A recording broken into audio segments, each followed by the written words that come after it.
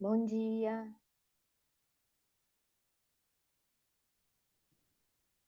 Bom dia, tudo bem, Mari?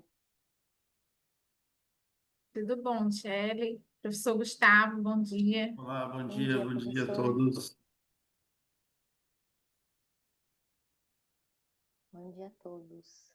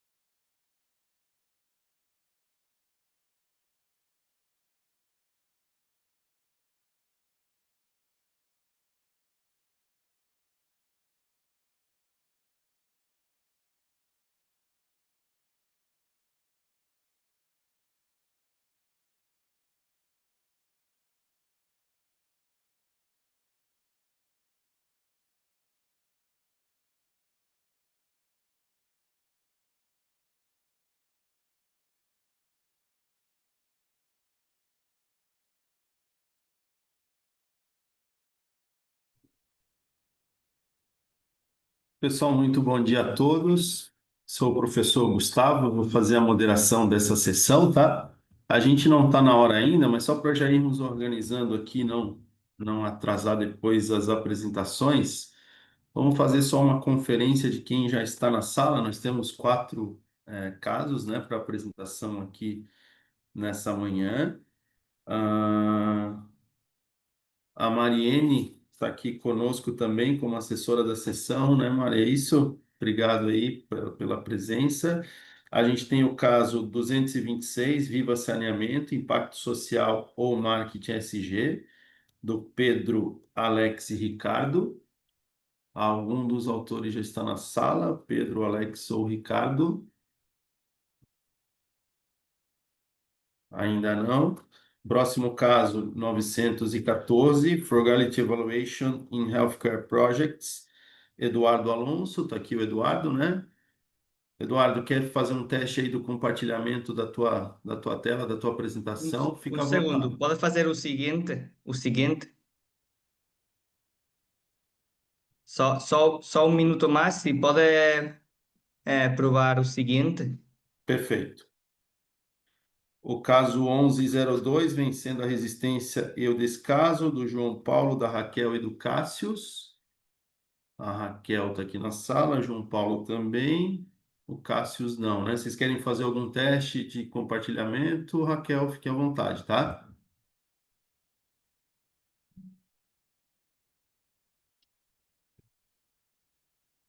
Tá fechado o teu microfone, tá, Raquel? Vamos abrir aqui para compartilhar, só um minutinho.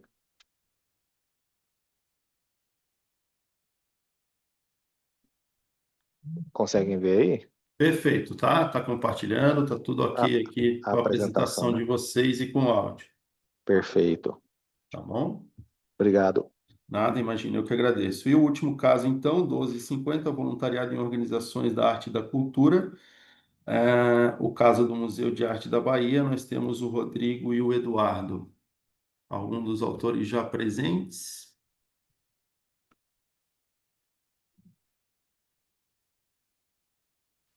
Para eu testar esse microfone, Tá ok, Raquel. já ouvi bem? Perfeito. Sim, ouvimos. Eduardo Alonso, se quiseres fazer o teste, fica à vontade, tá? Tá.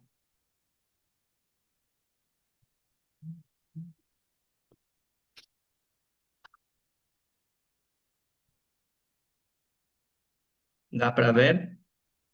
Sim, estamos vendo. Aproveito que estou a partilhar para pedir desculpas, porque a minha apresentação foi embora e eu vou ter de apresentar o meu caso só com o artigo que eu apresentei no, na conferência, ok? Este é o artigo e eu vou utilizar para fazer a minha apresentação o artigo. Então pido Não, desculpas porque agora estava a olhar a minha apresentação e foi embora. Eu escrevi uma apresentação em cima da outra e perdi. não tem problema, Eduardo, tudo certo. Rodrigo, bom dia, Rodrigo, tudo bem? Caso 1250, né? Então, o Rodrigo já está aqui também. Rodrigo, se quiser fazer algum teste aí de compartilhamento de tela antes de nós começarmos, fica à vontade, tá? Bom dia, me ouvem bem? Sim, estamos ouvindo bem. Você quer que eu faça o teste de compartilhamento? Pode ser, fica à vontade, para a gente já ver se está tudo certinho aí, Certo. para começarmos o mais pontualmente possível. Conseguem ver a apresentação? Sim, perfeito. Tá ótimo. Então, do primeiro caso, Viva Saneamento, Impacto Social ou Marketing SG, Pedro, Alex ou Ricardo, algum dos autores presentes? Não?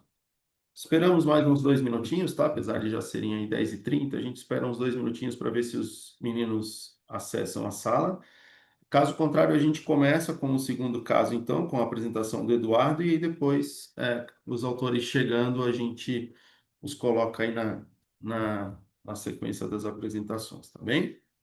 Ah, Então, só 2 minutinhos aí, a gente já dá início à sessão, tá bom, pessoal?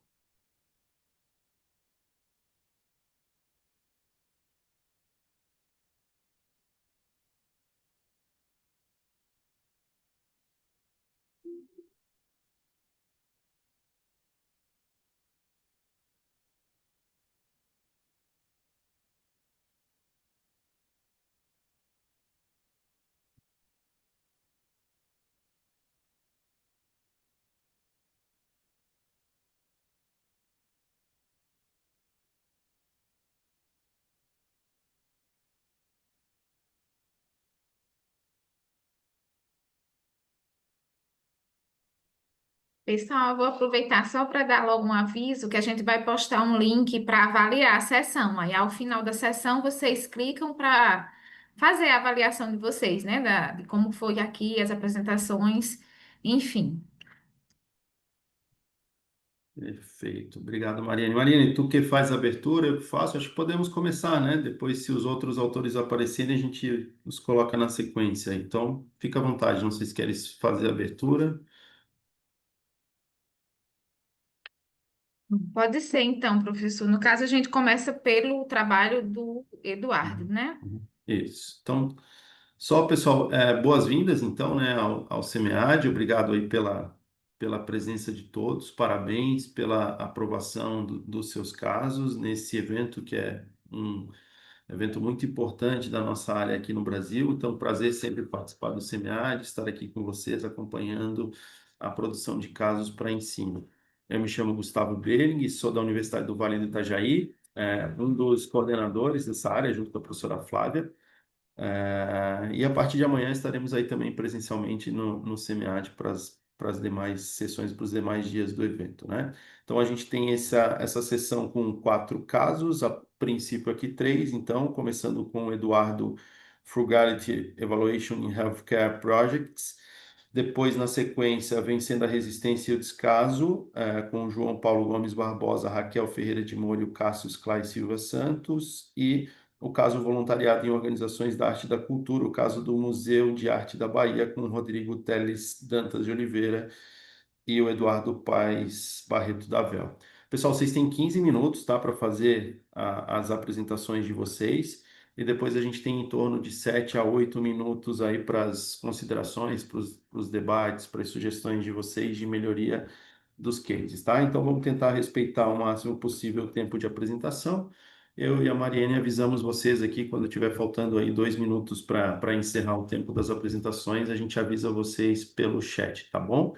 E aí a gente faz então a apresentação de cada case, já a discussão, a apresentação e a discussão, e depois ao final a gente faz um fechamento aí conectando os casos da sessão, tá bem?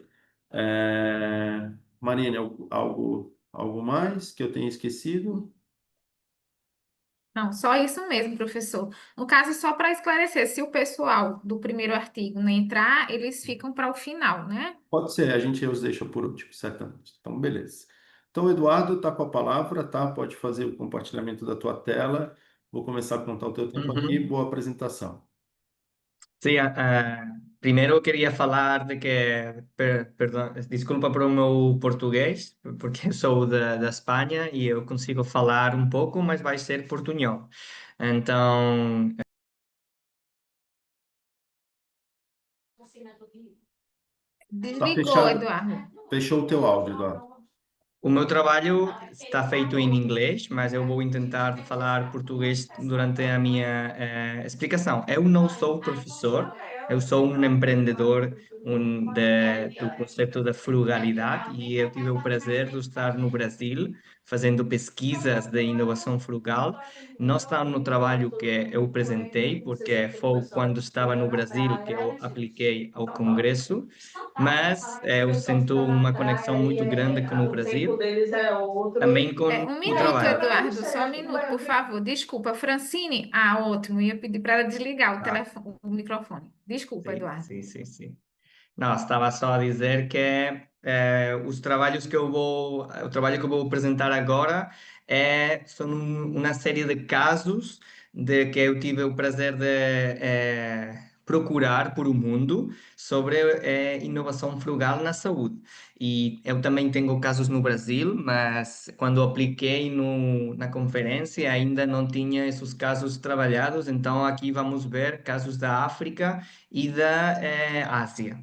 E não sei se a sala conhece o conceito da inovação frugal, mas é a capacidade de fazer uma inovação com os recursos que tens no teu alcance, que tens disponíveis, não? Sempre estamos a falar muitas vezes da inovação de altos pressupostos, de altos budgets, com tecnologias disruptivas, e a inovação frugal fala também dessas tecnologias que às vezes não são assim tão disruptivas, mas que conseguem ter um impacto na sociedade muito forte. E então há uma sociedade que chama-se Latin American Network Frugal Innovation, que em espanhol é Rede Latinoamericana de Inovação Frugal, e também há a brasileira, que é Rede Brasileira de Inovação Frugal, que elas têm definido 6 adjetivos que são os que definem o que é uma inovação frugal, que são estes. Tem que ser centrados nas pessoas, com empatia. Quando uma tecnologia está feita, tem que ser mesmo com este princípio de human center. Tem que ser simples, local, asequível, resistente, resiliente, conectada com a rede, eco-friendly, tem que chegar à última milha e adaptável e ligeira. Perdona por o meu portunhol, que é muito ruim. Então, o caso de ensino que eu quero partilhar, eu tinha outra apresentação com os exercícios feitos, mas eu vou ter de improvisar agora porque eu perdi a apresentação só um minuto atrás. Então, eu vou fazer assim agora com o que eu apresentei no congresso. O trabalho que eu apresentei são 5 casos. Este é o primeiro caso, feito do Nepal. E o que eu apresento sempre é uma parte do caso de ensino que fala da overview, da visão geral do que é o caso, qual é a visão a largo tempo, quais são os valores, ou core mission, qual é a operativa do negócio que estou a falar e o que é depois um pré-post, o que acontecia antes de ter esta solução e o que acontece quando a solução for implementada. Vou ensinar aqui as fotografias para a gente começar a perceber o que estou a falar. Aqui o caso número 1 é um centro de inovação que utiliza materiais da rua, materiais reutilizáveis para fazer inovações tecnológicas, isto é no Nepal. E o mesmo, este é o caso primeiro, o caso número 1, mas depois vou mostrar os seguintes. O caso número 2 é um produto para ecografia que ter sido desenvolvido na Uganda e ela é conectável com um PC qualquer. Então, ela só liga-se com o cable e qualquer PC pode funcionar com o ultrassonido. Isto permite que possa chegar até sítios muito rurais e tem sido feito com um pressuposto, com um budget muito baixinho. Depois, o caso 3 é um caso de radiologia que tem sido desenvolvido no Egito, no norte da África. É uma plataforma para fazer interpretação de imagem radiológica sem necessidade de uma infraestrutura muito grande para guardar as imagens. E elas têm criado estes são os empreendedores, têm criado tipo um call center, onde os radiólogos podem mandar as imagens e depois uma equipe de radiologia ajuda para interpretar essas imagens com inteligência artificial. É uma forma de multiplicar as capacidades de uma equipe de radiologia em um hospital. Este é o caso 3. O caso 4, há 5 em total, é chamado-se Boda Girls. As Boda Girls é um serviço de transporte de mulheres grávidas que é feito por mulheres. Normalmente, isto é na Quênia, um país da África, que o transporte é feito por homens. Então, o facto de ter mulheres transportando mulheres grávidas tem incrementado muito mais a acessibilidade das mulheres nos hospitais. Então, este é um projeto que tem utilizado recursos acessíveis, que é este conceito de inovação frugal, só tem mudado homens por mulheres, mas o impacto tem sido muito grande, utilizando as mesmas motocicletas e o mesmo sistema que estavam a utilizar antes. E pronto, o último caso, antes de passar já às perguntas do caso de ensino, é um projeto de telemedicina que chama-se HealthX África. É um serviço que podem fazer telemedicina nas áreas rurais com um screen, uma televisão, que conecta com um equipe de especialistas na capital do país. Isto é também na Quênia e os especialistas estão em Nairobi, mas depois eles podem conectar com o telemóvel ou com umas lojas onde tem este tipo de televisões e conseguem melhorar a acessibilidade das prescrições médicas ou acesso a especialistas, tipo para patologia respiratória, pediatria, multi-casos de uso. E pronto, estes são os 5 casos que eu apresentei como estudo, e então depois está ali para apresentar a aula quais são os objetivos do curso. O objetivo é explorar os projetos que, com recursos limitados, têm feito muito impacto e falar de lens of frugality, de como uma inovação pode ser frugal ou não pode, que são os 10 critérios que temos de ter visto antes, os 10 critérios que eu nombrei. E pronto, todos estes casos são recolhidos em uma plataforma que eu criei, que chama-se Frugal for Health, que temos um canal de YouTube, onde tu podes olhar a cada um destes, temos 23 projetos apresentados lá, e tu podes ver o vídeo da entrevista, como nós entrevistamos esses casos lá. Fomos até lá para entrevistar os casos e temos já, agradeço se alguém quer olhar e ver casos de estudo que estão lá no canal de YouTube. Então, a gente preparou 9 perguntas para os estudantes com estes 5 casos. As primeiras 5 perguntas são só analisar quais são os adjetivos de frugalidade, os 10 adjetivos que cumprem, que têm cumprido cada um destes casos. Por exemplo, o caso, vou ir, este caso de telemedicina é ligeiro, porque pode ser levado de um sítio para outro, é econômico, porque o modelo de negócio é muito barato em comparação a um hospital privado. Cada um destes 10 princípios tem sido analisado por os estudantes para saber se cumple ou não.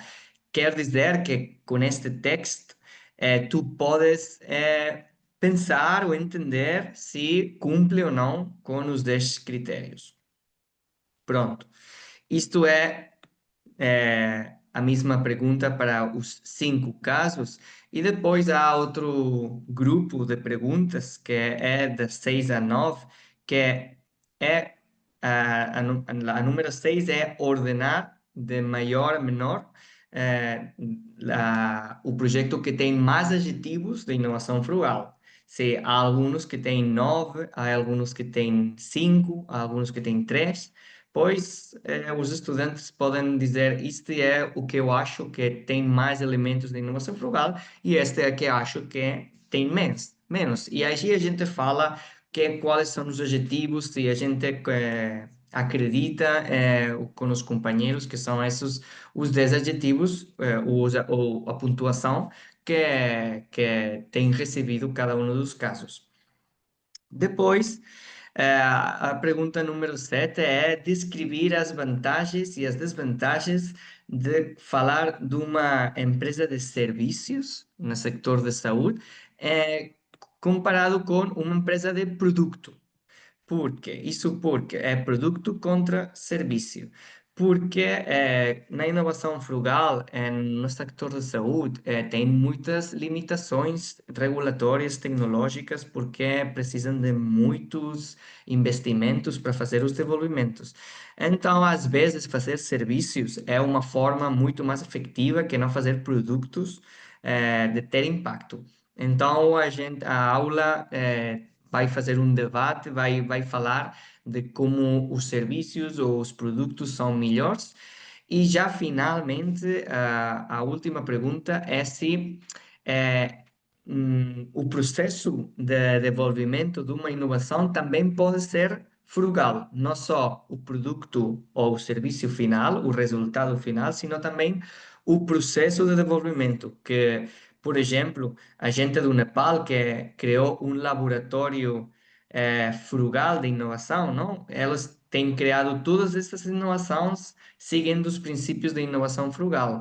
Então, a resposta, pois, é que sim, que é processo, é possível ter um processo de desenvolvimento frugal, mas não é imprescindível. Tu podes ter um projeto que no produto final é frugal, mas que o desenvolvimento não for frugal. E também pode ser que o desenvolvimento não for frugal, mas no fim o projeto for frugal. Então é essa discussão que a aula vai ter com essas perguntas. E pronto, essas são as 9 perguntas que eu preparei para a aula. Aqui explico que aqui a organização da aula, elas podem trabalhar por grupos de 2, 3 pessoas para fazer os trabalhos. E pronto, eu acho que é o que eu queria partilhar deste caso. E se a gente tem alguma pergunta, certeza que eu posso responder. Legal, Eduardo. Primeiro, Muito. perseveram com o meu portunhol, porque eu fiz o melhor que eu pus. Não, perfeito, tá? Não, não precisas menosprezar o teu português, que tá muito bom e claro para todos nós. Então, parabéns aí pela tua apresentação em português, que foi completamente compreensível. Quisera todos nós pudéssemos falar espanhol como tu falou português aqui. Então, fica tranquilo. Pessoal, vamos então iniciar a fase aí de comentários, de perguntas, de dúvidas, de sugestões. E eu vou passar a palavra primeiro para vocês. Se algum colega tiver alguma dúvida, algum comentário, fique à vontade aí para a gente conversar a respeito do trabalho do Eduardo. Uhum.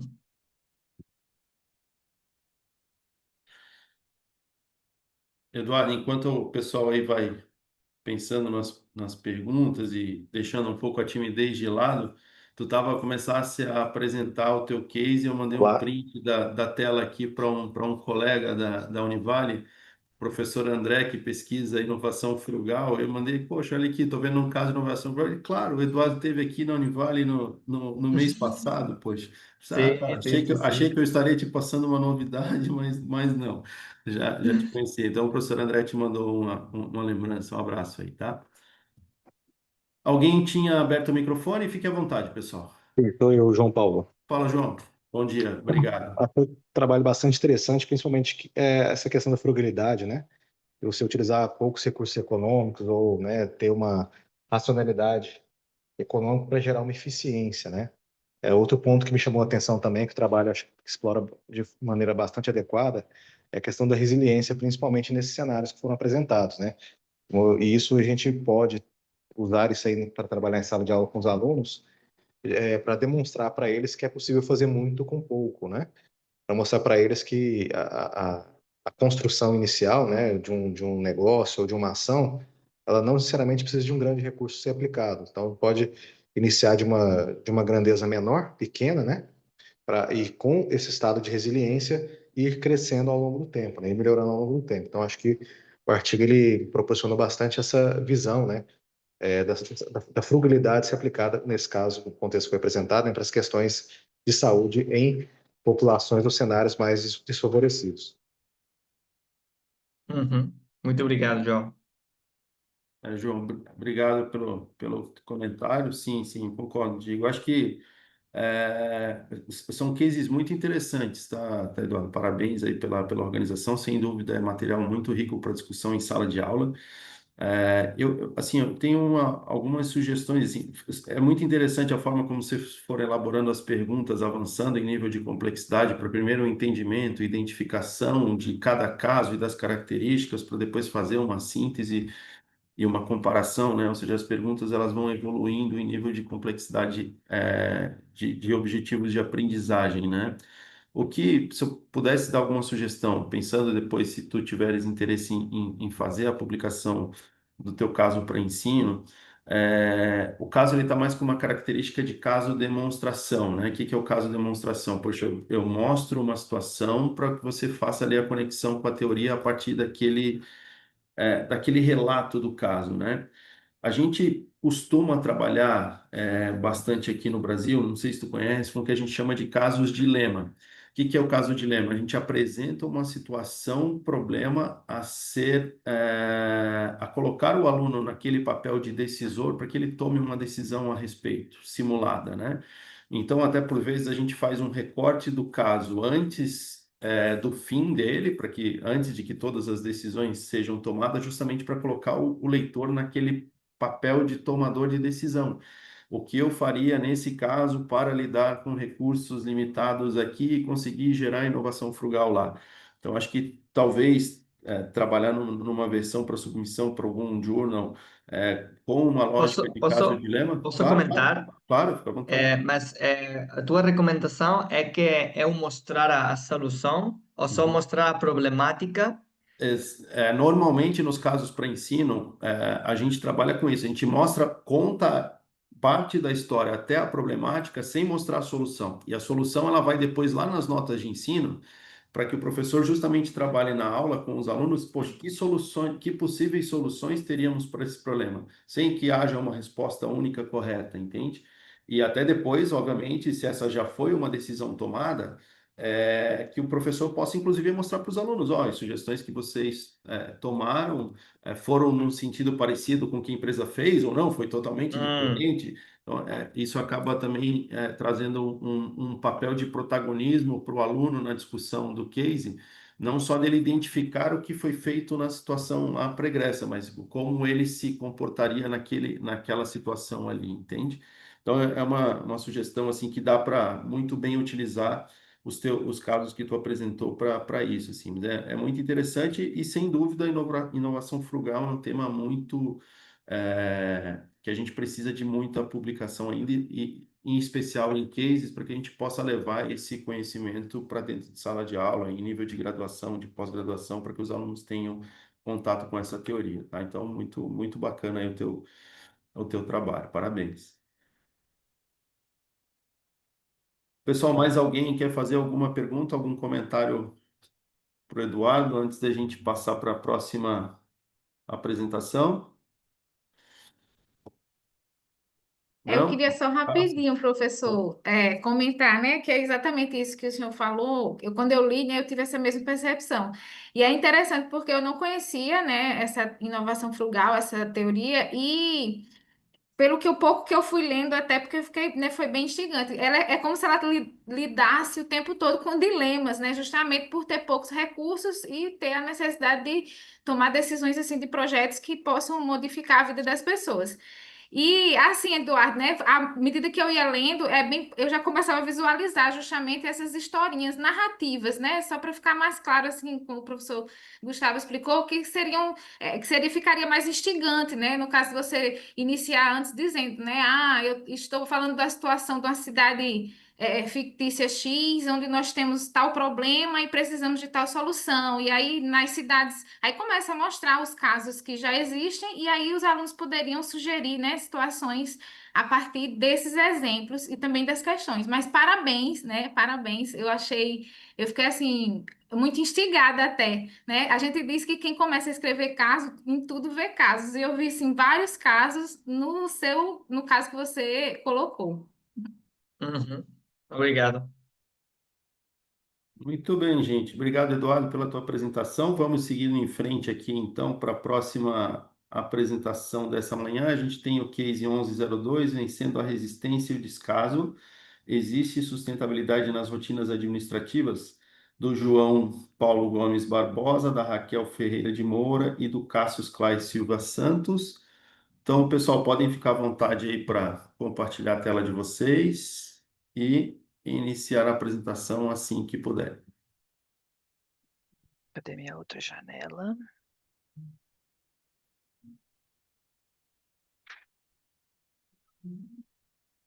Aparece toda? Tá aparecendo. Ela não está em tela cheia ainda, mas acho que tu não colocou no modo apresentação só, né? Aí tá. Coloquei. Ah, então vamos só esperar alguns minutinhos para a gente estar aparecendo, uns segundos, para a Conf- gente ainda estar aparecendo a tela do PowerPoint aberta, sabe? Confere para mim, João.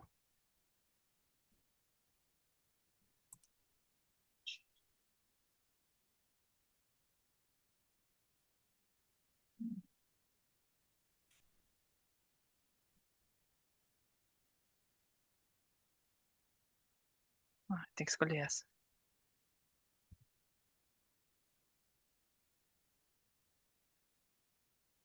Janela. Mas não tela inteira? Parece tela Aí, inteira? agora sim, perfeito. Aí agora eu não vejo vocês, então contando com a sorte, né? Ah, tá bom. Você já vai começar a contabilizar o tempo? Sim, vou marcar aqui e eu te aviso no microfone, então, quando faltar um minuto, já que tu não vai ver o chat, tá bom? Pode ser Tá assim? bom, 10h58. Então, O nosso caso de ensino é uma fictício, né, toda uma estrutura trabalhada, mas com experiências de nós servidores, né, da instituição, atividades que a gente faz, a gente compilou tudo num personagem só. É vencendo a resistência e o descaso, se existe sustentabilidade nas rotinas administrativas. É um caso de ensino, né, meu, Raquel, do João Paulo e do nosso amigo Cássius. A introdução, a gente traz aqui uma ideia de sustentabilidade e cultura organizacional, um conceito, né, um pouco diferente, que o pessoal aborda muito dentro das ODSs, né, mais específicos cada tema, esse fica suspenso. É um dos maiores desafios hoje da Agenda 2030 da ONU, com seus 17 objetivos sustentáveis, está justamente na sua implementação cotidiana, especialmente nos espaços menos visíveis, como setores administrativos de instituições públicas ou não. Aqui a gente traz também um conceitozinho pequenininho, mas dá para perceber que a inovação e melhoria nos serviços públicos prestados. Nosso amigo acabou de falar sobre inovação aí, né, numa outra perspectiva, mas a nossa também de vivência. A gente percebe que é um tema que a gente já fez há um tempão, essa inscrição foi mais de 2 meses, mas a gente agora essa semana está falando sobre isso, né, se nosso país sediando a COP30 e super em voga o nosso assunto. O caso de ensino fictício que a gente colocou aí é o personagem Inácio, né, que é um servidor público já com bom tempo de carreira, que acaba migrando, né, de um espaço que ele trabalhava na instituição para um outro, e ele tinha bastante experiência já em processos de ensino e pesquisa, e foi para um outro espaço de gestão de pessoas, que não é bem o local que ele tinha, né, de questões cotidianas. E ele acabou mudando de atividade, mudando de saída, e foi para a capacitação na diretoria de gestão de pessoas. Esse local é um local com bastante rotina de atividades, né, que eu não gosto de usar o termo burocrático, tá, gente, que eu vou conceituar a Brescia Pereira, falar sobre a questão de processos, de validação de atividade, eu falo que é rotineiro, né, que ele é mais, mais físico, né, processual, mecânico, como assim dizer.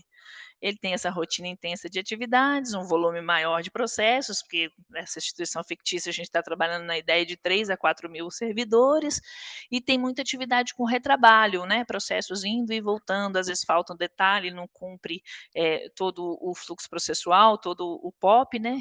E ele volta. Aqui exigia uma análise minuciosa de documentos diversos e uma grande devolutiva para adequação desses materiais aos ritos. Então, assim, ele deu de bom tempo depois de servidor num espaço, né, mais democrático, mais, como que eu falo assim, volúvel, com mudanças, ele foi para um lugar bem assim taxativo, bem mecânico.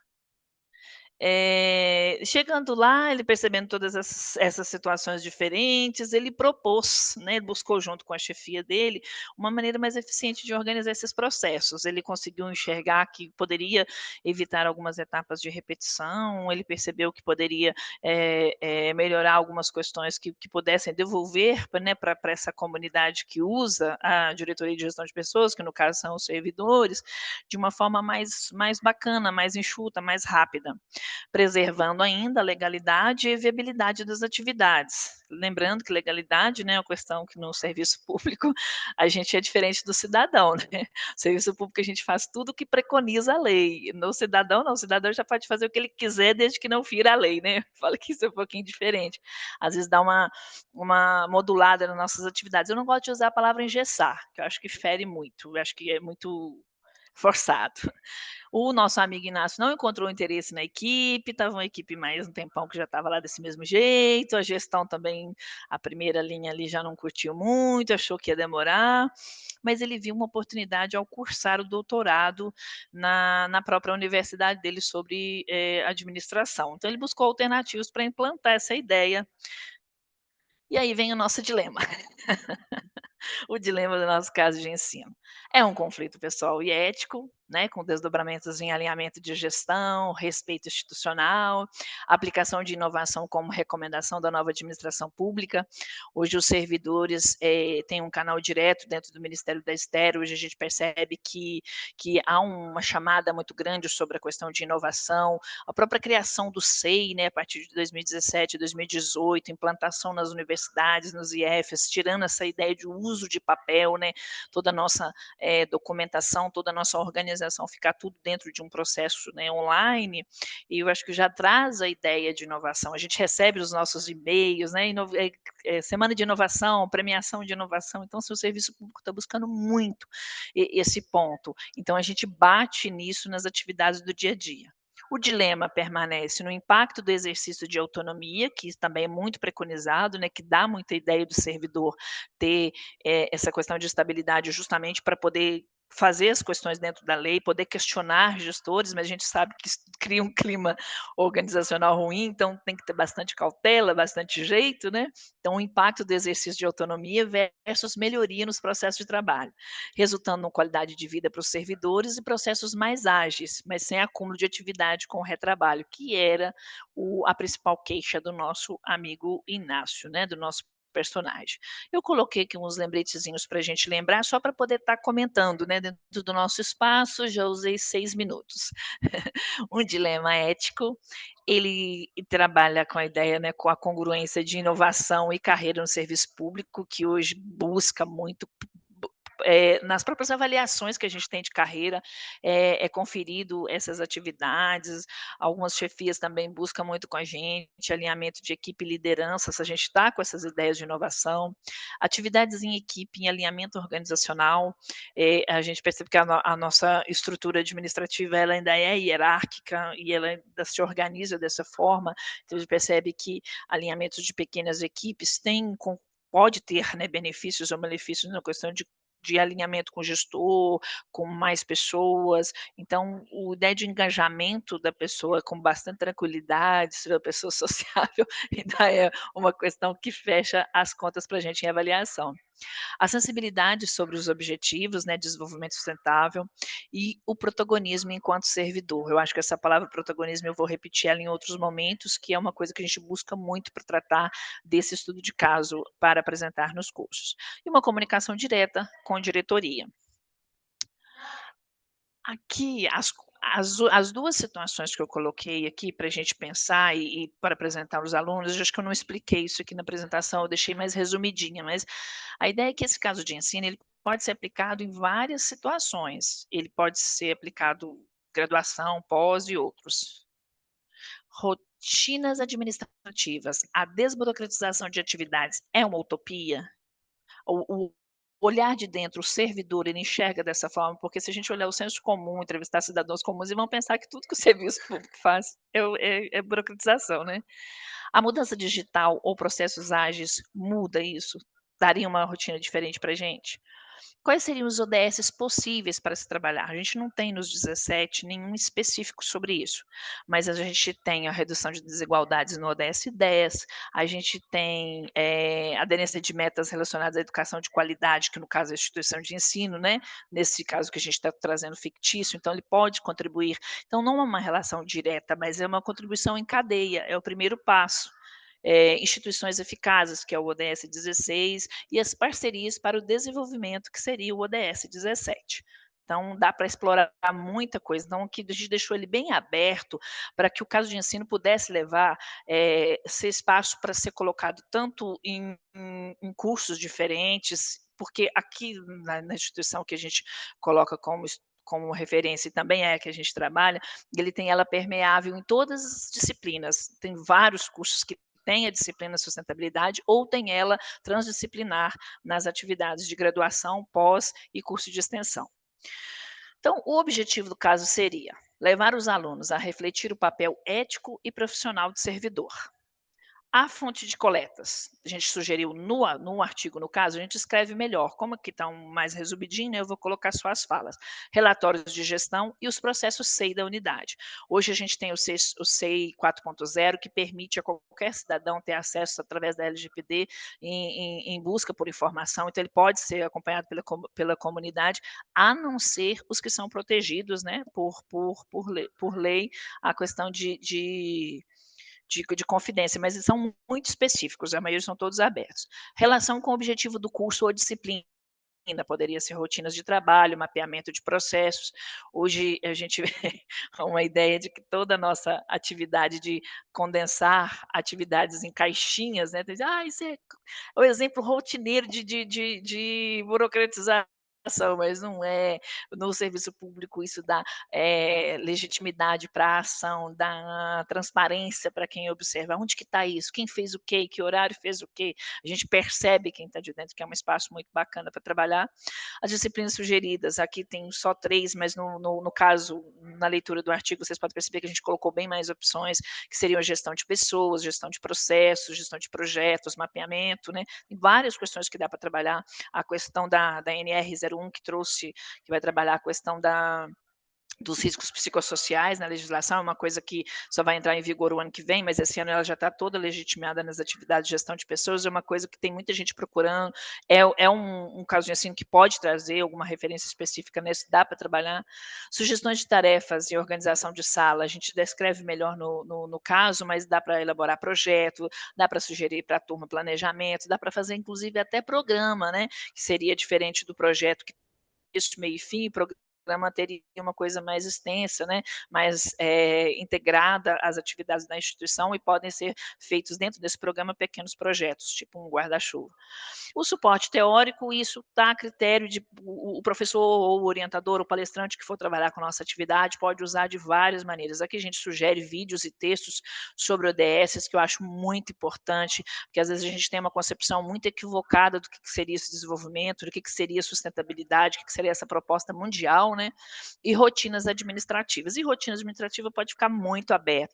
Eu fiz um curso recentemente na ENAP, a gente conversou com o pessoal que trabalhava na coisa de tráfego aéreo, né, e ver as diferenças de perspectivas, de rotinas que eles trabalham, tanto que é diferente de uma instituição de educação igual a nossa. Então, há para trabalhar de acordo com a turma, de acordo com o conhecimento prévio dos estudantes. Aqui dá para explorar toda a questão didática da experiência do docente, né, que dá para colocar. Aqui a gente fez um desfecho tópico, que seria o esperado, né, o aguardado, mas também é aberto, caso possível, para aplicar em outros espaços. A administração pública gerencial analisada sobre outras circunstâncias, igual eu comecei a falar lá no início, sobre a questão de burocracia, de analisar a Bresser Pereira, dá para se trazer um outro olhar, de uma outra forma. Motivação em contexto burocrático, organograma rígido. Está vendo que eu trouxe a questão de rígido, eu não falei engessado, que eu acho que isso fere muito, mas a gente vê bastante colega analisando dessa forma. Então, o que seria motivação, já que a gente não está trabalhando especificamente só, né, com um salário, com uma ideia de finanças em causa própria, mas sim em contexto, em equipe, em instituição. Inovação tecnológica alinhada com mudanças de pessoas, cultura e processos, que eu acho assim que é muito interrelacionado essas 3 coisas, e às vezes é difícil você ficar pensando, né, itens, isso aqui é pessoas, isso aqui é cultura, isso aqui é processo. Cultura é feito por pessoas, pessoas e cultura são feitas através de processos. Então eu acho que é muito intrínseco aqui, mas é um desfecho para a gente trabalhar de conceito. Engajamento e propósito de servidores, e minha coisa está faltando o Oli, protagonismo e liderança versus insubordinação e espírito de equipe. A gente percebe que tudo que tem na legislação pode ser usado de alguma forma, se pensado itens ou não, né, tendenciosamente para prejudicar pessoas, e no caso aqui os servidores.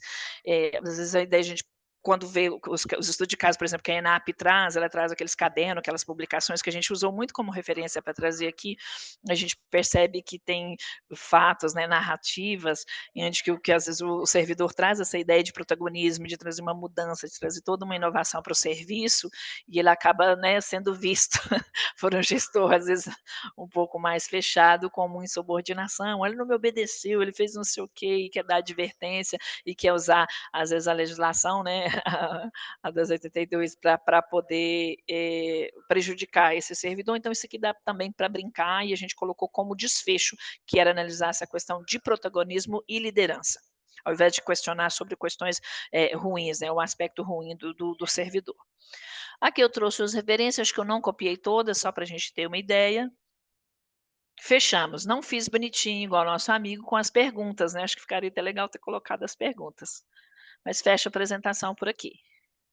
Legal, Raquel. Muito bem. 30 segundos aqui, ó, cravado no tempo. Parabéns aí Onde que eu pela tua coloco parar na apresentação, tá? publicação? Parabéns a ti e aos colegas aí pelo case.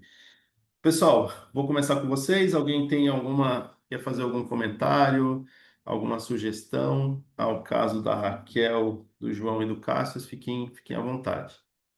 Eu parei a publicação, compartilhar? Sim, sim, Parei. parou. Obrigada.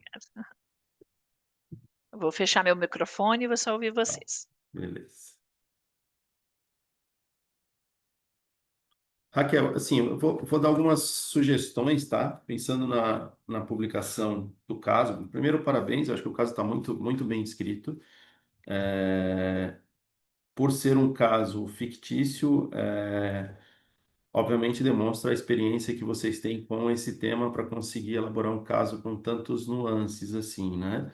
E porque esse é um problema, às vezes, das histórias fictícias, criar uma situação fictícia, por vezes, esconde dilemas reais ali do dia a dia. Isso não acontece no caso de vocês, está muito bem detalhado e muito bem construído, tá? Então, parabéns por isso. Eu acho que as notas de ensino são muito boas também, a forma com que vocês delimitaram ali as tarefas aos estudantes é muito bem organizado para que se conduza uma discussão rica do caso de vocês em sala de aula, tá? Então, eu gostei bastante, assim.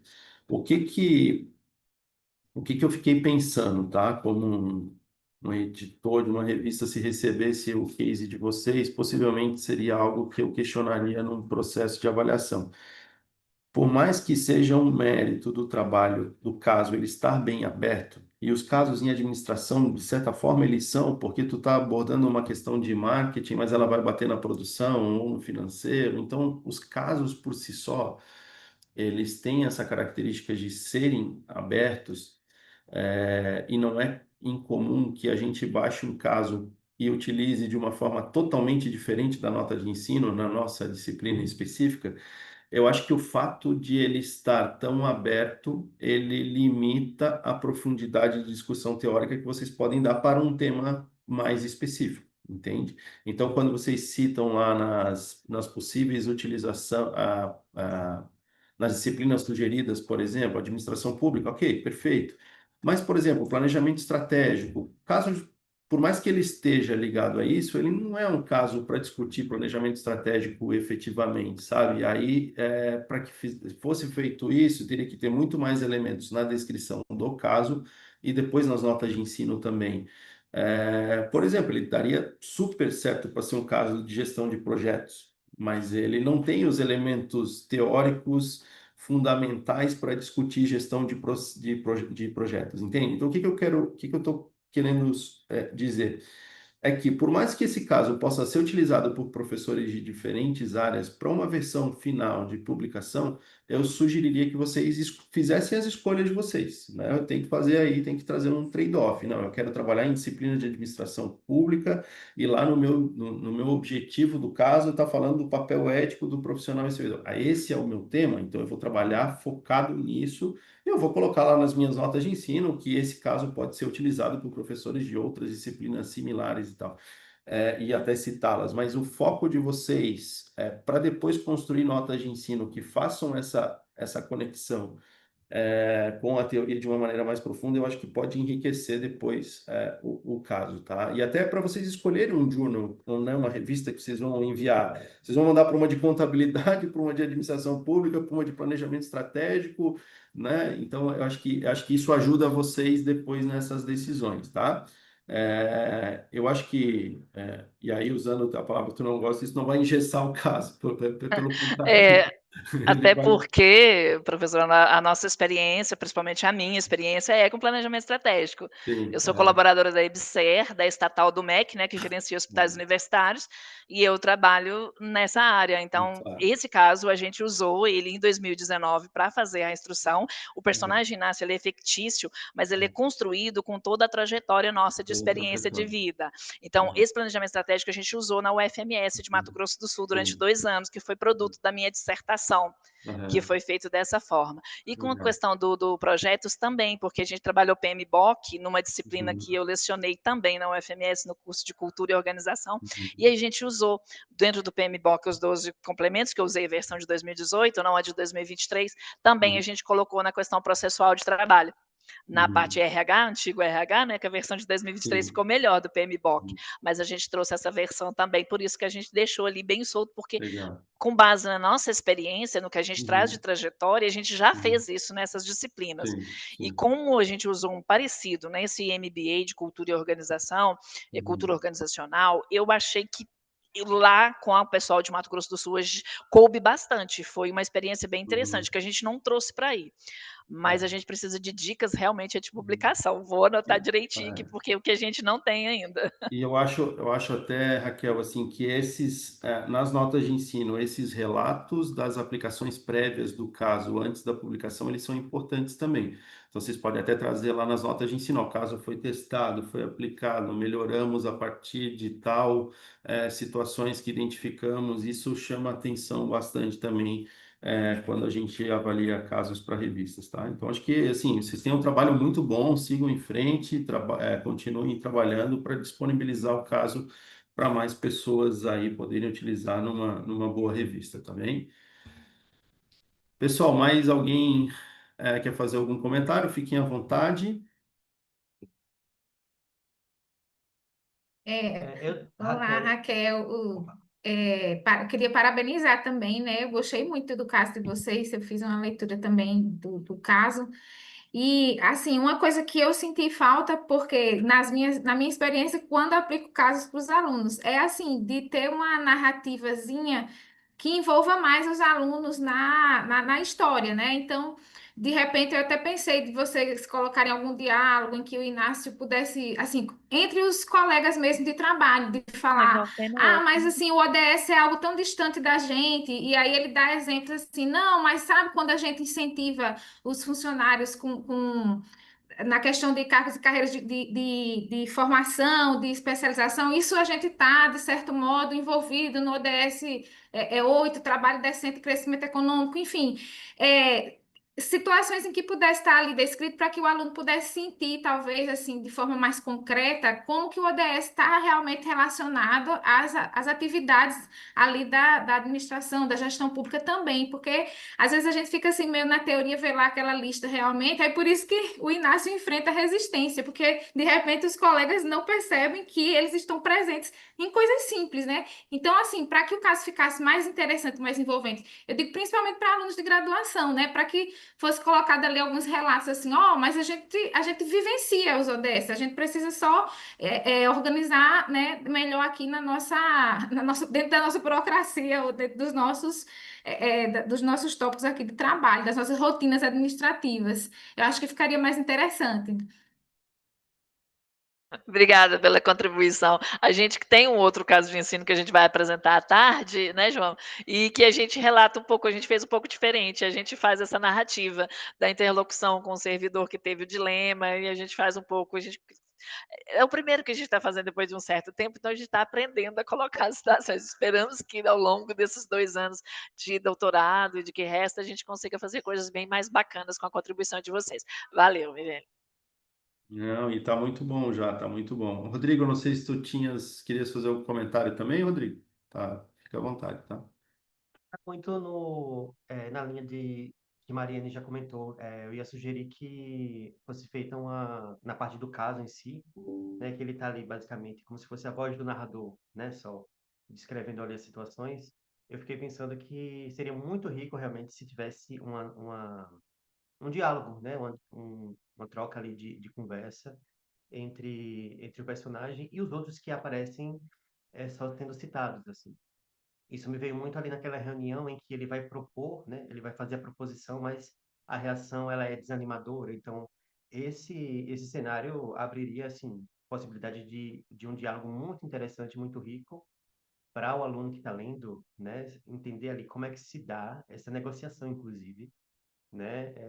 Ficaria muito interessante. Está muito bom o caso. As notas de ensino estão excelentes, muito bem desenvolvidas, destrinchadas, assim perfeitamente. E aí acho que isso seria assim a cereja do bolo para o caso ficar realmente perfeito. Parabéns, Raquel e colegas. Obrigada pela contribuição. Muito bem, gente. Obrigado, então, ao time Raquel, João e Cássio pela apresentação. Vamos seguir em frente, então, para a nossa terceira apresentação da sessão, o caso do Rodrigo. O Rodrigo já está aí também preparado, voluntariado em organizações da arte e da cultura, o caso do Museu de Arte da Bahia. Rodrigo, a palavra está contigo, tá? Fica à vontade.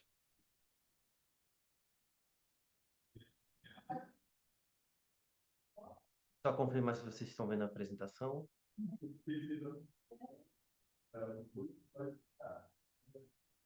Abriu aqui para mim, tá tudo ok, Rodrigo. Pronto.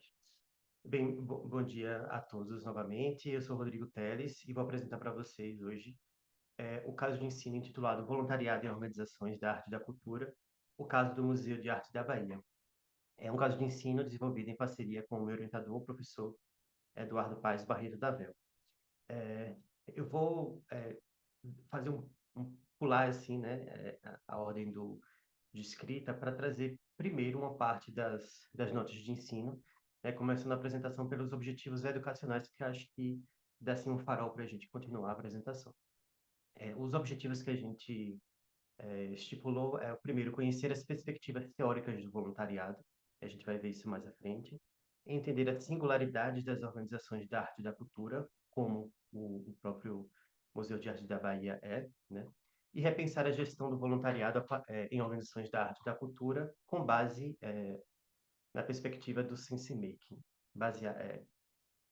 Isso aí seria a amarração teórica, né?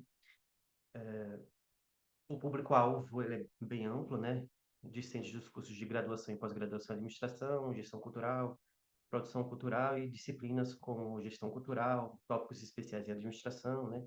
Equipamentos culturais. Falando sobre o caso, o MAB, né? Ele é um dos principais equipamentos culturais da Bahia, né? Não só de Salvador, ele está localizado em Salvador, mas ele é o primeiro do estado, então é muito relevante, é realmente icônico aqui no estado. E como, igualmente a outras organizações culturais, ele vivencia restrições financeiras que são típicas desse tipo de organização, né? São organizações não tradicionais e têm processos de entregas que são diferentes das organizações tradicionais, que têm um fluxo financeiro muito mais movimentado, digamos assim. Então, essas restrições acabam impactando nos processos, né? Inclusive em termos de contratação de pessoal.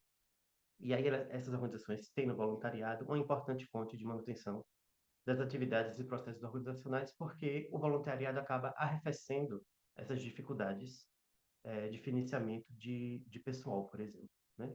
Então, o caso a gente parte do recrutamento de voluntários à estrutura do MAP, né? Então, após o processo de recrutamento e seleção desenvolvido pelo museu, sob supervisão de Mônica, gestora de pessoas, 3 voluntários adentram ao MAB, né? Isso é um adendo, né, que, como o caso dos colegas, este ele não é um caso totalmente real, né? A gente se inspira ali no cenário, na estrutura e em algumas situações ocorridas no MAB, mas é um caso fictício, né? A gente fez algumas extrapolações, né? para que esses objetivos que eu citei no início, eles fossem melhor alcançados, né? Então, tem coisa que acontece ali na narrativa que não necessariamente se repetiu ali na realidade, mas a gente, a partir daquele cenário, propôs algumas situações-chave para entender o papel do voluntariado nessas organizações. E aí eu faço a estrutura do caso, né, da historinha ou da narrativa, ele é desenvolvido em episódios, né? Cada dia do voluntariado, algumas situações ocorrem e que são demonstrativas de como a gestão do voluntariado é necessária em organizações culturais. Então, ali no primeiro dia, a gente tem a recepção desses voluntários, né, por Mônica. Então, Cristina, Alice e João são recebidos, né, para uma ambientação e para entender que tipo de atividades eles podem desenvolver no museu. E aí uma roda de conversa proposta por Mônica, né, tentando entender quem são esses voluntários, né, e quais são as motivações e expectativas que cada um deles tem em relação àquilo que eles vão desenvolver no MAP, né? E aí só para a gente entender quem são esses personagens, né? Primeiro, Mônica, ela é gestora de recursos humanos no MAB e é pressionada por uma agenda lotada de demandas. Cristina, que é uma das voluntárias, né, revelou que depois de aposentadoria passou a ficar com excesso de tempo livre, o que a levou a experimentar uma intensa melancolia e tédio. Alice, 20 anos, estudante de museologia, compartilhou as dificuldades de encontrar emprego.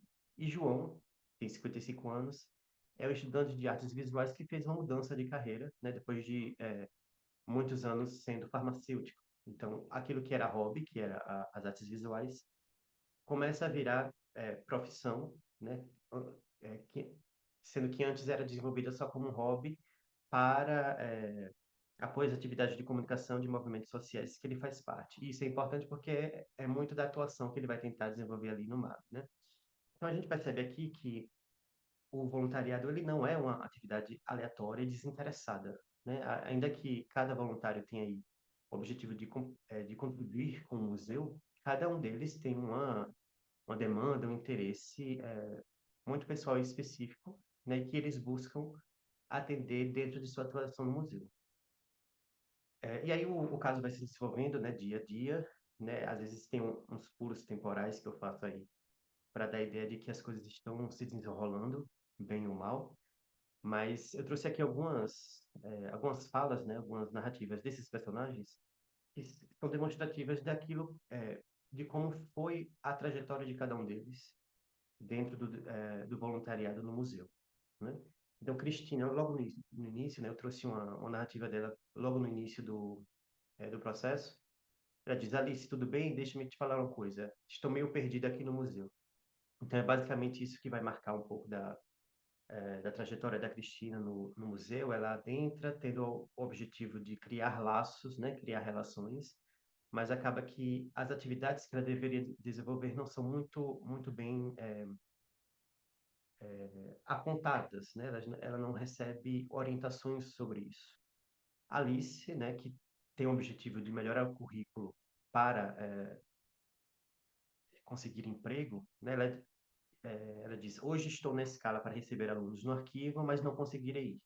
Minha bolsa da faculdade atrasou e não tenho como pagar a passagem. Então, ela tem, no entorno da atuação dela no MAB, ela enfrenta restrições financeiras que, infelizmente, não são atendidas pelo MAB, né? O museu não tem condições financeiras de atender essa demanda. E o João diz o seguinte: estou tentando, mas não consegui acesso à administração do museu. Tem algumas sugestões do Sindicato dos Artistas e Técnicos da Bahia para levar ao secretário de Cultura. Então, o objetivo dele é fazer ali uma mobilização política dentro do museu, mas ele não tem acesso a isso. Então, essa expectativa é frustrada na atuação de João no museu. Então, a gente tem aqui, basicamente, um retrato de como cada um desses voluntários foi recebido e como a trajetória deles se desenrolaram, né, dentro do mar. E aí a gente tem, né, novos episódios, o caso vai se desenvolvendo e chega um momento que é percebida uma queda do engajamento desses voluntários, né? Então, Cristina, basicamente, voltou a trabalhar, né, com alunos de educação básica dentro do museu, coisa que não era exatamente o que ela queria. Alice cada vez mais pressionada pelas finanças de disciplinas da faculdade, e João se viu restrito às atividades de apoio para as exposições do museu, sem espaço para a mobilização, que era o que ele realmente queria, né? Então aí a gente tem a percepção de Mônica de que as coisas meio que desandaram, né? Então ela tenta em algum momento fazer um resgate disso, ela tem uma conversa com esses voluntários tentando ajustar as coisas, mas esse ajuste ele chega um pouco tarde, né? Quando na verdade os voluntários eles já estão quase que desvinculados de suas atividades, né? E aí ela percebe que na verdade os voluntários, ainda que não sejam funcionários remunerados, eles ainda assim precisam ser sistematicamente gerenciados. Talvez até mais gerenciados, porque a questão do reforço do vínculo que não é remunerado, ela precisa ser muito bem oxigenada com outros tipos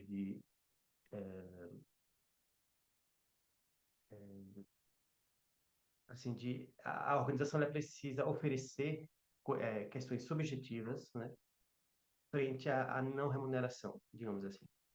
Então, o caso ele termina com essa nova noção, né, essa percepção de que a gestão do voluntariado é necessária.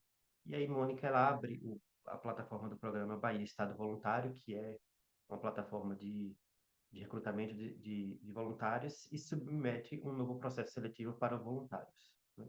Mas aí é preciso que Mônica, a partir dessa experiência que não deu certo, se faça algumas perguntas, né? Que eu estou trazendo aqui na apresentação, mas não estão nessa versão que foi submetida. É fruto de um desenvolvimento do caso. Mas a partir dessa experiência, né, é preciso que Mônica se pergunte como administrar o voluntariado no MAB, né? Então, se perguntar, por exemplo, sobre o perfil de voluntários, se estava adequado ao tipo de atividade que é desenvolvida no museu, né? Que alternativas financeiras o museu pode se valer para apoiar voluntários como Alice, por exemplo, né? Precisam aí de algum tipo de apoio, que não é remuneração, não é salário, né? É um apoio secundário e que não altera a natureza voluntária das atividades, e que estratégias poderiam abrir espaço para que outros funcionários, além de Mônica, pudessem apoiar essa recepção de voluntários, porque a gente percebe na narrativa que Mônica estava sobrecarregada a princípio, mesmo antes dos voluntários chegarem, e ela não consegue dar conta dessa ambientação e do treinamento desses voluntários, né? Então, será que alguém, além de Mônica, não poderia desenvolver essa ambientação e treinamento desses voluntários, né? E aí a gente tem o uso pedagógico, né? Falando rapidamente, propomos 3 momentos. O primeiro, de preparação do caso com a leitura prévia pelos alunos em domicílio. Segundo, a leitura do caso já em sala de aula, né? Na verdade, essa leitura prévia é dos textos de apoio, né? Para que eles tenham uma base teórica para responder as perguntas que são propostas. No segundo momento, a leitura do caso em específico, a narrativa que está sendo apresentada aqui. Então, primeiro uma leitura inicial, depois uma leitura encenada e depois a discussão dessa leitura encenada. E no terceiro momento, a análise do caso, né, onde os grupos de alunos responderão as 3 questões propostas e depois apresentarão em 3 ciclos, né, de apresentação da resposta e discussão. As questões que que nós estamos propondo. Primeira, como os voluntários enfrentam a situação de hiperincerteza na gestão, conforme Santos e Davel. Essa hiperincerteza diz respeito à constante instabilidade que organizações da arte e da cultura vivenciam no dia a dia organizacional. Como a relação estabelecida entre João e Mônica pode ser analisada a partir da perspectiva política do voluntariado, apresentada por Oliveira e Davel, é um outro artigo nosso, né, uma revisão sistemática sobre voluntariado. E qual é o principal desafio de gestão do voluntariado no MAB, e com a perspectiva do SenseMaking pode ajudar a enfrentar esse desafio. A gente entende que o SenseMaking ele poderia, enquanto elemento de gestão, ele poderia contribuir para primeiro, a ambientação, mas mais importante, para a manutenção desses voluntários na estrutura do MAB. Então, nos parece que faltou um pouco de atribuir sentido à presença dos voluntários no MAB e como essa presença é importante para que o MAB consiga desenvolver suas atividades, os seus processos organizacionais. Então, os voluntários eles ficaram meio que perdidos, né? E, para além disso, as expectativas pessoais que cada um deles tinham não foram atendidas. Então, parece que nas diferentes camadas ali da presença dos voluntários, eles não conseguiram fortalecer esse vínculo, né? E aí as referências que foram utilizadas, e agradeço e fico à disposição para questões. Obrigado. Muito bem, Rodrigo, parabéns pela apresentação, também aí super dentro do tempo, todo mundo muito pontual nas suas apresentações. Eu vou começar com algumas sugestões aqui, depois o pessoal vai complementando, tá? Primeiro, manda um abraço ao professor Eduardo da VEL e agradece porque ele sempre nos ajuda aí nas avaliações de casos, tanto para o CMEAD como para o ENAMPAD. É sempre um desafio, a gente recebe em média 90 a 100 submissões de casos todo evento, então vocês imaginam 2 avaliações de cada um, às vezes a terceira. Então tem um grupo de professores que está sempre conosco aí ajudando, o professor Eduardo é um deles, então manda um abraço lá. E outra questão, assim, havendo as apresentações e as sessões, os artigos aqui que vocês apresentaram na sessão, né? Eu estou na liderança de casos da AMPAD desde 2020, então 5 anos, e agora na coordenação aqui também do tema no CEMEAD, e é impressionante como a gente tem evoluído em termos de capacidade de produção de bons casos nos últimos anos. Assim, eu lembro que eu e a Flávia recebíamos 90, 100 casos e 30 nós tínhamos que rejeitar direto, porque era um estudo de caso que as pessoas nem sabiam direito o que era um caso para ensino e um estudo de caso. A gente recebia dezenas de estudos de caso lá e tinha que mandar para outra área, né? Porque estavam em desacordo com a chamada. E a gente tem cada vez mais, ano após ano, visto a produção de casos de muita qualidade por todas as universidades e todas as regiões do Brasil. Então, a gente fica bastante feliz e teu caso aqui também é um exemplo disso, tá? Então, parabéns, eu acho que o caso está muito bem estruturado, acho que vocês têm um material já bastante avançado. Eu achei interessante como tu começou a tua apresentação pelos objetivos, faz muito sentido para uma apresentação de caso de ensino, porque a gente já sabe o que aquela história vai tratar, né?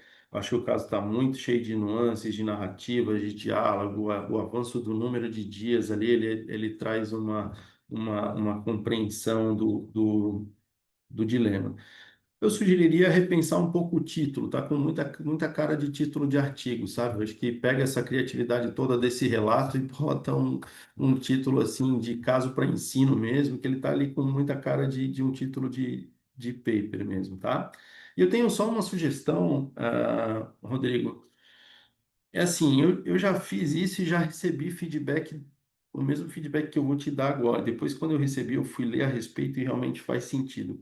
Nas perguntas, vocês já colocam a teoria, a lente teórica pela qual vocês gostariam que o aluno fizesse análise, né? E uma vez eu submeti um case assim, e o revisor falou, poxa, mas isso vai totalmente contrário à lógica de aplicação do caso para ensino, porque o caso para ensino, ele é um processo indutivo de ensino, em que o aluno vai do particular para desenvolver a sua aprendizagem e não pegar uma teoria e aplicar para uma situação, um problema, né? E aí, quando a gente já coloca um quadro teórico para ele resolver aquele dilema, a gente está limitando a análise, está limitando a reflexão crítica e está limitando esse potencial de construção do aluno, né? Então, obviamente, você vai discutir lá nas respostas depois a partir da teoria, mas sugeriria retirar ali da própria questão, porque aí tu já coloca para o aluno onde está a resposta, né? Ele vai lá, pega um quadro teórico, então o professor quer que eu analise desse jeitinho, então eu pego o quadro teórico aqui e analiso do jeitinho que o professor está me pedindo, e a gente limita um pouco essa capacidade dele de buscar da própria experiência, né? Do conhecimento prévio, a solução ali, a melhor posição para o dilema do caso, tá? Então, uma sugestão apenas, não compromete a qualidade do teu caso, mas como existe essa visão, e que depois que eu fui ler a respeito, passei inclusive a concordar, eu acho que vale a pena vocês levarem em consideração essa possibilidade, tá? De maneira geral é isso, acho que o caso está muito bom, sigam em frente com o trabalho enfim, em breve a gente vai vê-lo publicado aí em algum material. O João está levantando a mão ali também, João, fica à vontade, tá? Ok, professor. Só para também, né, trazer como complemento as questões, a abordagem que o senhor falou sobre as questões, né? Também é algo que eu tinha pensado aqui em falar, mas o senhor já abordou. Mas eu achei muito bom o caso na questão relacionada, por exemplo, ou seria uma sugestão, colocar também como rotina para se utilizar o caso, utilizando outras técnicas de ensino também como a dramatização, né? Porque a forma como o caso foi construído, ela favorece que os alunos possam desenvolvê-los também em nível de dramatização, de roleplay, né? Então, eu acho que essa narrativa construída favorece também a utilização desse caso em outras técnicas de ensino também, né? Claro, né, a percepção do aluno, principalmente essa questão do voluntariado, que às vezes são dimensões que estão um pouco afastadas da realidade de ensino, né, ou da realidade prática que um aluno de administração tem nos dias de hoje, que é basicamente voltado ao mercado de trabalho, né? E uma sugestão, acho, talvez colocar também no campo da abordagem teórica, né, quando trabalhar um pouco a estratégia enquanto prática, né, já que ele falou sobre o sense making dentro da construção do caso, né? Então, às vezes, na nota de ensino também incluir disciplinas como estratégia, né? Para ver em que rol da estratégia, de que forma, né? O rol da estratégia poderia contribuir para a resolução desse caso.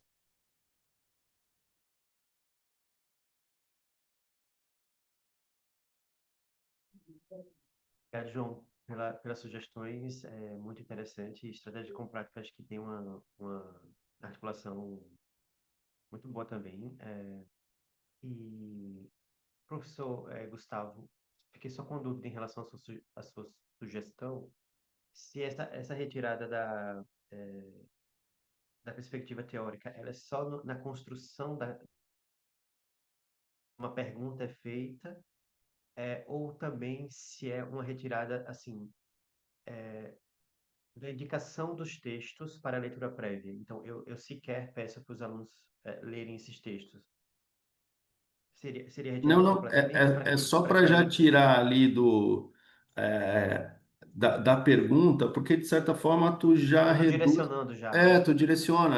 Ah, Eu estou falando, vamos pegar um exemplo aí bem simples. Eu estou falando das 5 forças de Porter, eu conto uma história lá, mas eu quero que ele consiga identificar que ali tem um exercício de rivalidade entre os concorrentes, que existe um poder de barganha, mas eu quero que ele faça essa análise por si só. E se eu coloco, analise essa situação a partir das 5 forças de Porter, ele já vai pegar o modelinho, vai começar a ticar, se jogar no chat GPT, pega para mim e analisa com as 5 forças de Porter, ele já vai conseguir, entendeu? Mas não que a abordagem teórica de solução de vocês depois precisa mudar. Isso não, isso tá perfeito. É tirar do enunciado da questão, deixar a questão mais indutiva, entendeu? perfeito. Tem uma questão, por exemplo, que a gente pede para o aluno analisar as narrativas entre Mônica e João. Então, são 4 perspectivas do voluntariado, Uhum, e que a gente entende que ele está se vinculando à política, mas aí a gente realmente já aponta, né, a partir da uhum. perspectiva política. Então, Sim, talvez deixar aberto para que o aluno isso. identifique a partir das Exato, 4 exato, qual é. Tá, exato, perfeito. exato, exatamente nesse sentido, isso mesmo. Muito Obrigado. bem. Pessoal, mais alguém quer fazer algum comentário? Estamos aí encaminhando para o final da nossa sessão. É, Bastante produtiva, acredito. Obrigado aí todos pelas sugestões, pelas apresentações, tá? Agradeço a presença de todos. Estaremos aí até sexta-feira, né, em atividade no SEMEAD. Eu desejo a vocês aí, aqueles que tiverem outras sessões, de apresentação, boa sorte. Aproveitem aí bastante o evento. E, Mariane, passo para você aí fazer sua fala em encerramento da nossa sessão, lembrando, né, de fazer a avaliação depois ali no link, né, Mari? Isso, professor Gustavo, eu quero também parabenizar, né, todos os autores. Desde que comecei, né, há algum tempo já faço assim, só fiz poucos casos, mas tento aplicar sempre nas aulas, enquanto professora. E aí, eu sou da área de turismo, mas fico sempre empolgada, né, porque realmente, assim, é uma ótima estratégia de auxiliar os alunos. E é muito bom ver que está crescendo cada vez mais a produção, né, de casos para que a gente possa utilizá-los. Então, parabéns a todos E um bom evento também, né? A gente está aí iniciando já, que essa é a primeira sessão, que todos possam aproveitar os workshops, as palestras, enfim. Legal, muito obrigado. Então, gente, um bom restante de dia para vocês. Nos encontramos aí nas próximas sessões e atividades, tá bom? Prazer conhecer a todos. Tchau, tchau. Tchau! Tchau, pessoal. Parabéns a todos.